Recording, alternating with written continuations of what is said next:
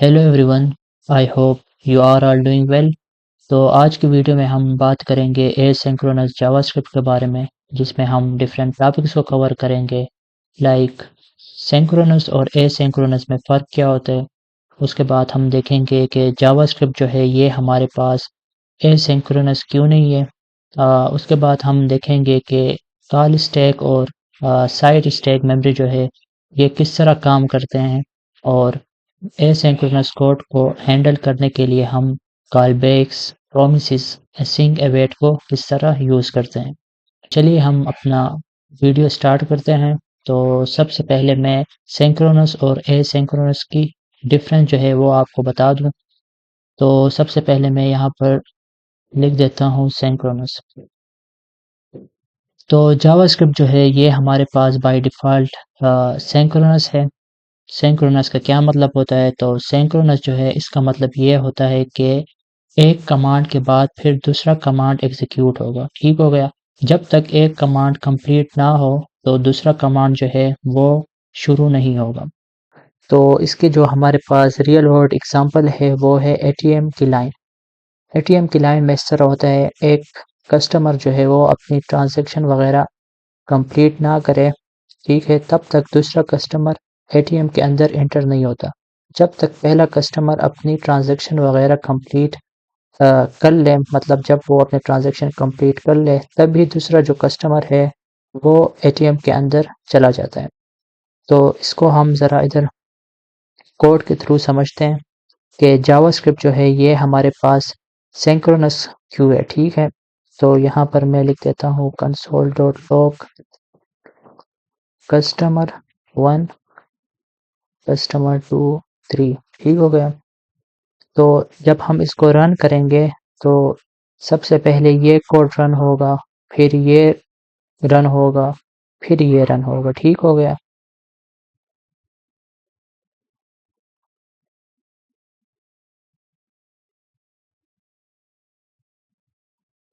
ये एक सेकंड। हाँ, तो ये अभी आ चुका है हमारे पास कस्टमर 1, कस्टमर 2, कस्टमर 3। तो हमारे पास जावास्क्रिप्ट जो है ये बाय डिफ़ॉल्ट सिंक्रोनस है। क्यों सिंक्रोनस है? क्योंकि ये एक टास्क को एट अ टाइम परफॉर्म करता है, सिंगल थ्रेडेड। ठीक हो गया। तो उसके बाद अभी हम देखेंगे एसिंक को। तो एसिंक कोड जो है वो हमारे पास सारे काम जो है, मतलब या टास्क, वो एक साथ स्टार्ट हो जाते हैं। ठीक है, और जिनका आंसर पहले आ जाता है तो वो हमें आउटपुट में शो हो जाते हैं। तो इसकी जो हमारे पास रियल वर्ल्ड एग्जांपल है वो हमारे पास है रेसर्स। जो रेसर्स होते हैं वो एक ही वक्त में रेस स्टार्ट कर लेते हैं, और उनमें कुछ रेसर जो हैं वो पहले रेस ख़त्म कर देते हैं, कुछ बाद में, कुछ उसके बाद में। ठीक हो गया। तो ये जो है वहाँ कौन सा मैकेनिज़्म होता है, वहाँ एसिंक्रोनस का मैकेनिज़्म फॉलो होता है, मतलब सब एक साथ रेस स्टार्ट कर देते हैं। तो एसिंक कोड जो है इसका मोटिव ये होता है कि मतलब ये हम उन केसेस में यूज़ करते हैं जिनमें हमें पता नहीं होता कि कोड का आंसर कितनी देर में आएगा। तो जब भी आंसर आ जाता है तो उस आंसर के रिस्पेक्ट में हम कोई पर्टिकुलर कोड चला देते हैं। फॉर एग्ज़ाम्पल हम थर्ड पार्टी एपीआई को फेच कर रहे हैं, ठीक है, तो हमें पता नहीं है कि वो कितनी देर में आएगा। तो उन केसेस में हम एसिंक कोड का यूज़ करते हैं। तो अभी हम इसकी एग्ज़ाम्पल देखते हैं, वो रेसर्स वाली। तो मैं यहाँ पर सेट टाइम आउट एक फ़ंक्शन है जो कि हमारे पास क्या लेता है, एक हैंडलर लेता है। हैंडलर कह दें इसको, कॉल बैक कह दें, या एनोनिमस फ़ंक्शन। एनोनिमस फ़ंक्शन इसको क्यों कहते हैं? इसलिए कहते हैं कि इसका जो नेम है ये नेम के बगैर हमारे पास डिफ़ाइन होता है। ठीक हो गया। और उसके बाद हमारे पास एक टाइम आउट होता है जो कि हमारे पास मिली सेकंड्स में होता है। तो यहाँ पर सेट टाइम आउट में हमने एक एरो फंक्शन लिया, और एक हमने क्या लिया है, टाइम इन मिली सेकंड। तो ये 2000 जो है ये हमारे पास 2 सेकंड के बराबर होगा। तो इसके साथ अभी हम यहाँ पर लिख देते हैं रेसर 1, इनको कमेंट कर देते हैं।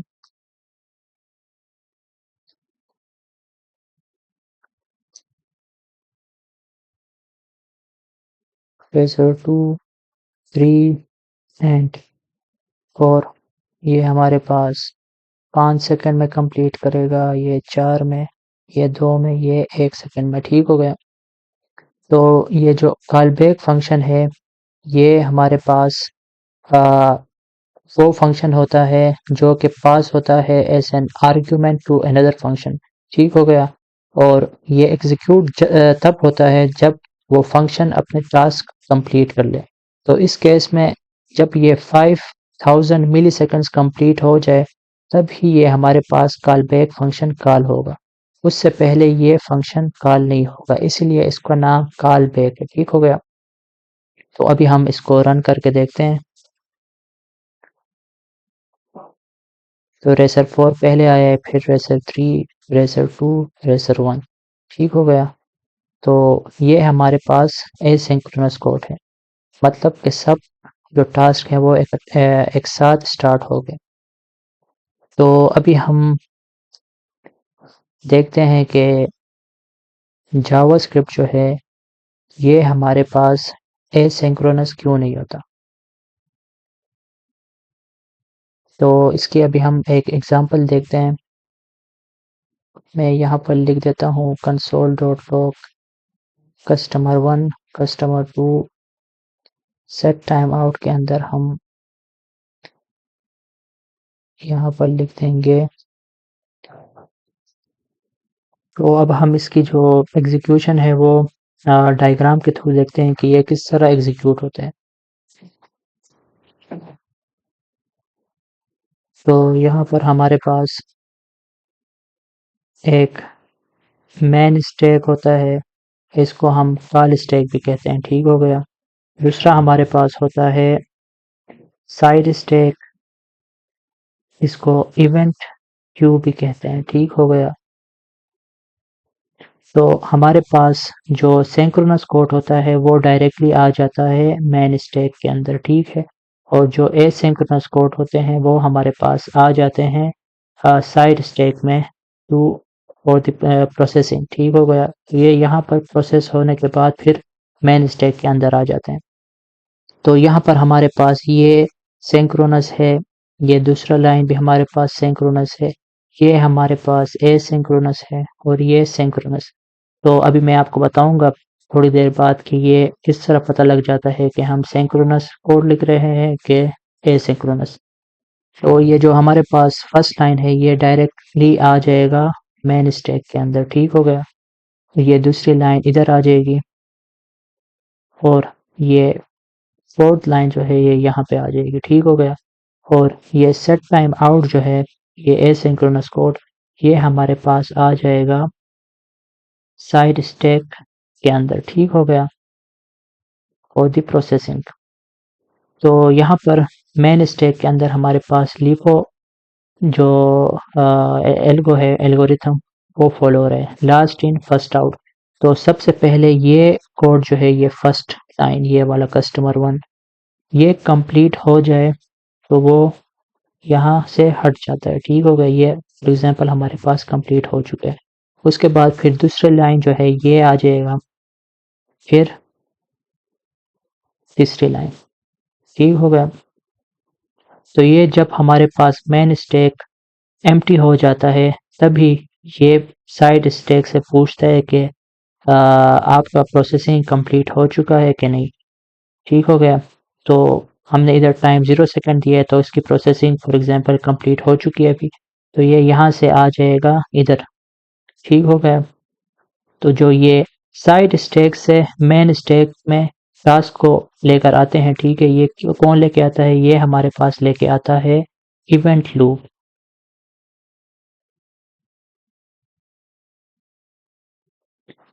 तो ये जो इवेंट लूप है ये हमारे पास साइड स्टैक से टास्क को मेन स्टैक में लाता है। ठीक हो गया। तो मेन स्टैक जो है हमारे पास या कॉल स्टैक ये हमारे पास वो जगह होती है जहाँ पर हम सिंक्रोनस कोड को रन करते हैं, मींस एग्जीक्यूशन। और जो साइड स्टैक होती है इसको हम टास्क क्यू या इवेंट क्यू भी कहते हैं, ये हमारे पास होल्ड करती है एसिंक्रोनस टास्क को, और जो कि वहाँ पे क्या होता है प्रोसेस्ड, और उसके बाद फिर प्रोसेस्ड होती है, तब तक प्रोसेस होती है जब हमारे पास मेन स्टैक जो है वो एम्प्टी ना हो जाए। जब मेन स्टैक हमारे पास एम्प्टी हो जाता है उसके बाद फिर साइड स्टैक से इवेंट लूप जो है वो टास्क को मेन स्टैक में लेके आ जाता है, तो वो उसके बाद फिर यहाँ पे आके एग्जीक्यूट हो जाता है। ठीक हो गया। तो अभी हम इसको रन करेंगे तो हमारे पास आउटपुट में कुछ इस तरह आएगा, कस्टमर 1, कस्टमर 2, कस्टमर 4। ये इसलिए कि ये डायरेक्टली हमारे पास मेन स्टैक मेमोरी के अंदर चली जाती है और ये हमारे पास साइड स्टैक में, इसकी टाइमिंग 0 है लेकिन फिर भी ये सबसे लास्ट में एग्जीक्यूट होगा। ठीक हो गया। तो मैं इसको रन कर देता हूँ।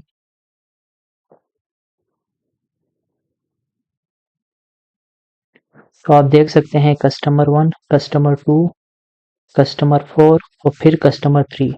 ठीक हो गया। तो यहाँ पर हमारे पास अ, एक और मैकेनिज्म है, कंकरेंसी, मतलब मल्टी थ्रेडिंग भी हम इसको कह सकते हैं।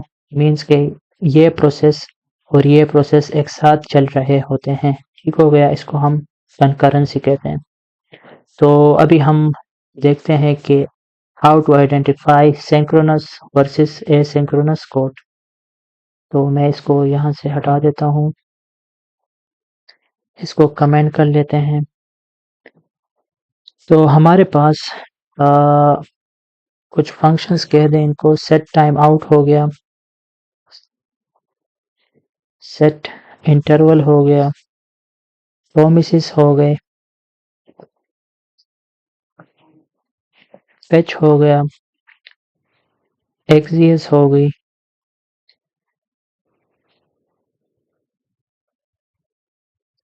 ये जो है हमारे पास, ये जहाँ भी आप लोग को नज़र आ जाए तो आप लोग समझ जाइए कि ये हमारे पास एसिंक्रोनस कोड है। ठीक हो गया।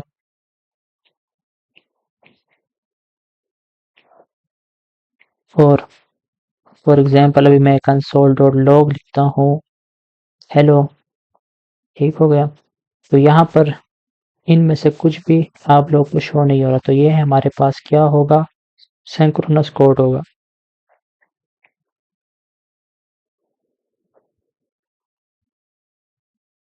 तो आई होप यहाँ तक आप लोगों को समझ आ चुकी होगी।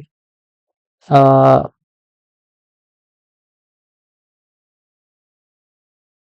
तो ये जो हमारे पास फंक्शंस है, ठीक हो गया, ये जब अपना काम कंप्लीट कर देते हैं तो उनका आंसर हम उन आंसर के लिए हम क्या यूज़ करते हैं, तो उनके लिए हम यूज़ करते हैं कॉलबैक्स, ट्राई कैच, एसिंक, अवेट। यहाँ पर मैं हेडिंग दे देता हूँ रिजल्ट। ठीक हो गया। तो ये जो फंक्शंस है, ठीक है, जब ये अपना काम कंप्लीट कर लेते हैं तो उनके आंसर्स के लिए हम क्या यूज़ करते हैं, कॉलबैक्स को, ट्राई कैच या एसिंक अवेट को यूज़ करते हैं। तो अभी हम प्रोमिसेस को देखेंगे कि प्रोमिसेस को हम क्यों यूज़ करते हैं। तो जो हमारे पास प्रोमिसेस हो गई, कॉलबैक्स हो गई और एसिंक अवेट, ये हम एसिंक कोड को मैनेज करने के लिए यूज़ करते हैं। तो प्रॉमिस जो है ये हमारे पास एक इवेंट के बारे में बताता है कि वो हमारे पास पेंडिंग है, कि सक्सेसफुल हुआ है, कि उसमें कोई एरर आए। तो मैं यहाँ इसको डायग्राम के थ्रू आपको एक्सप्लेन करता हूँ। तो फॉर एग्जांपल ये हमारे पास एक प्रॉमिस है, ठीक है। तो ये या आपके पास होगा रिजॉल्व, ठीक है, मैं RES लिख देता हूँ, या हमारे पास क्या होगा, ये रिजेक्ट होगा। अगर ये हमारे पास रिजॉल्व हुआ मीन सक्सेसफुल हुआ तो हम डॉट देन के थ्रू आगे प्रोसीड करेंगे। ठीक हो गया। और अगर इसमें कोई एरर आ जाए तो हम डॉट कैच के थ्रू उस एरर को कैच कर लेंगे। ठीक हो गया। तो अभी हम यहाँ पर एक एग्जांपल लिख देते हैं, मैं लिख देता हूँ न्यू प्रॉमिस। ये हमारे पास एक कंस्ट्रक्टर है तो इसलिए हम इसके साथ न्यू लिखेंगे। ठीक हो गया। उसके बाद मैं एक वेरिएबल ले लेता हूँ सक्सेस के नाम से।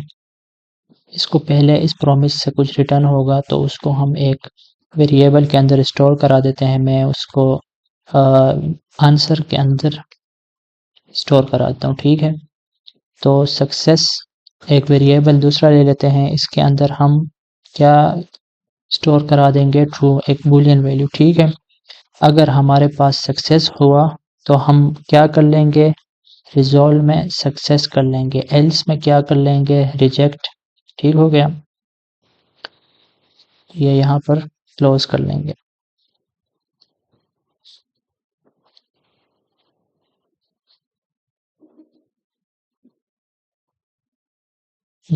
अच्छा, तो ये यहाँ पे आई गेस हाँ भी ठीक हो गया। तो अभी हम क्या करेंगे कि ये जो आंसर है इस पे हम डॉट देन लगा देंगे। तो आंसर डॉट देन पे क्या करेंगे, एक डेटा हमारे पास होगा उसको हम कंसोल पे प्रिंट करा देंगे और एरर के केस में भी हम उसको कंसोल में प्रिंट करा देंगे। अभी मैं इसको रन करके देखता हूँ। तो हमारे पास सक्सेस आ रहा है।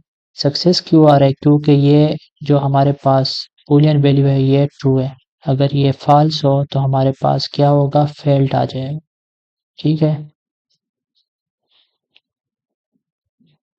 फेल्ड आ चुका है, ठीक हो गया।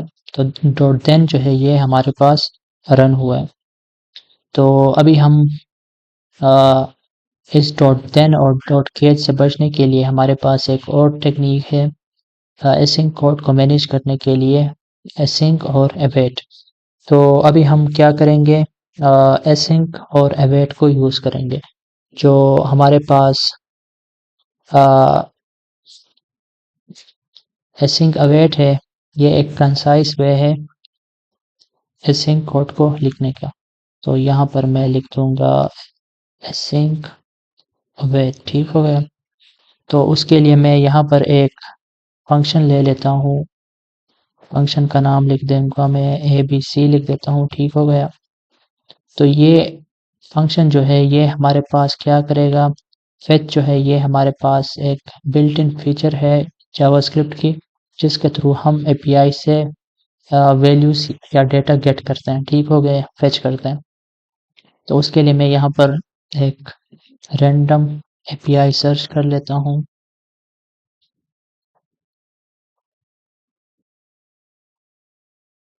तो ये URL जो है ये मैं उठा लूँगा और यहाँ फेच के अंदर मैं इस URL को पेस्ट कर देता हूँ, ठीक हो गया। तो हम ये एसिंक अवेट जो है इसका क्लोजेस्ट जो फंक्शन होता है उसके साथ हम क्या लिखेंगे, ये फेच के क्लोज उसके साथ जो क्लोज फंक्शन है उसके बाहर हम लिखेंगे एसिंक, ठीक हो गया। और इस फेच के साथ हम लिख देंगे अवेट और इसको स्टोर करा देंगे एक वेरिएबल के अंदर। उसको मैं लिख देता हूँ रा रिस्पॉन्स। इनिशियली ये हमारे पास रा फॉर्मेट में होगा, रीडेबल फॉर्म में नहीं होगा, इसको हम फिर जेसन फॉर्मेट में कन्वर्ट कर देंगे। तो लेट डेटा इक्वल्स टू रा रिस्पॉन्स डॉट जेसन, ठीक हो गया। और कंसोल डॉट लॉग डेटा को मैं प्रिंट करा दूंगा। तो अभी कुछ इस तरीके से होगा कि ये हमारे पास एसिंक अवेट का कोड है, ठीक हो गया। तो यहाँ पर भी हमने अवेट लिखना होगा क्योंकि ये कोड जो है ये हमारे पास साइड स्टैक मेमोरी में जाएगा फॉर प्रोसेसिंग और ये जो है ये डायरेक्टली मेन मेमोरी में चला जाएगा। तो ये हमारे पास एरर दे देगा।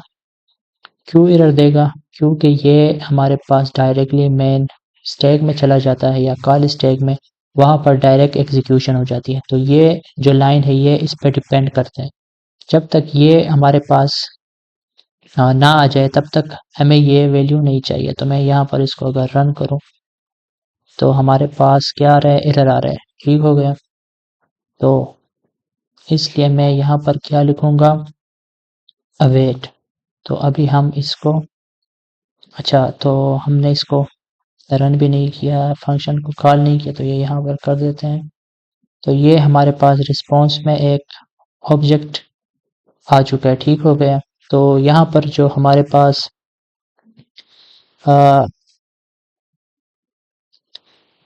ये अवेट जो है ये इस तरह करता है कि ये वेट करता है, ठीक हो गया। ये कुछ इस तरीके से काम करता है, ये वेट करता है, तब तक वेट करता है जब तक इस यूआरएल से हमारे पास कोई रिस्पॉन्स ना आ जाए।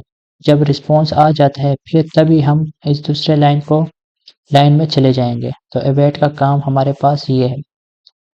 तो हमने आज की वीडियो में सिंक और एसिंक के डिफरेंस को देखा कि सिंक क्या होता है, एसिंक क्या होता है। उसके बाद हमने देखा कि हमारे पास जावास्क्रिप्ट जो है ये क्यों एसिंक्रोनस नहीं है। इसके बाद हमने कॉल स्टैक और हीप मेमोरी को भी देखा और आखिर में हमने प्रोमिसेस हो गई और कॉल बैक्स हो गई और एसिंक अवेट को भी देखा। आई होप कि आप लोगों को ये वीडियो अच्छी लगी होगी। इंशाल्लाह दोबारा मुलाकात होती है अगली वीडियो में। तब तक के लिए अल्लाह हाफिज़।